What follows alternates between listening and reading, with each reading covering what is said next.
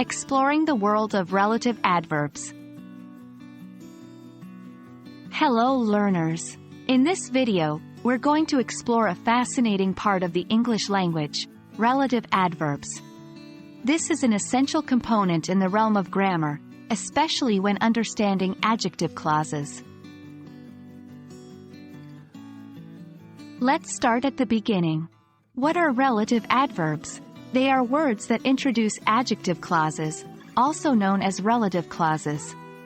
These adverbs are used to modify verbs, adjectives, and other adverbs, while also linking the clause to the noun or pronoun it is describing.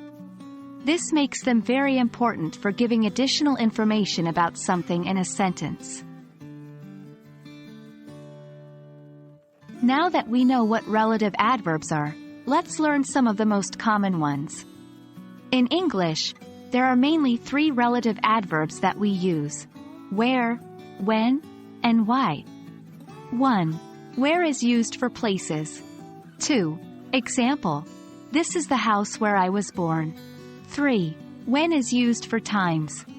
4. Example: do you remember the day when we first met? 5. Why is used for reasons. 6. Example: the reason why I'm late is that I missed the bus. Remember, these relative adverbs are linking the clause back to a noun or pronoun relating to a place, time, or reason. Understanding the definitions and examples is just the first step. The next one is to use these relative adverbs correctly in your own sentences. Here are a few tips. 1. Check your reference. Make sure that the relative adverb you choose properly connects with the word you're referring to. If you're talking about a place, use where. If it's a time, use when.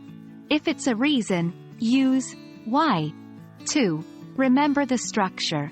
Generally, a clause that starts with a relative adverb will follow this structure: relative adverb plus subject plus verb.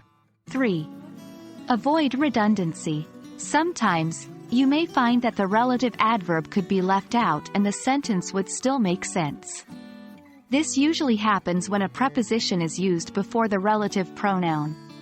In these cases, it's often best to omit the relative adverb to avoid redundancy. That's it for today, learners. Understanding and using relative adverbs can greatly enhance your English writing and speaking skills.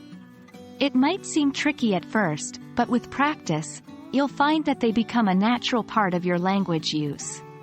Remember to keep practicing, and you'll master the use of relative adverbs in no time. Until our next video, keep learning and exploring the beauty of the English language.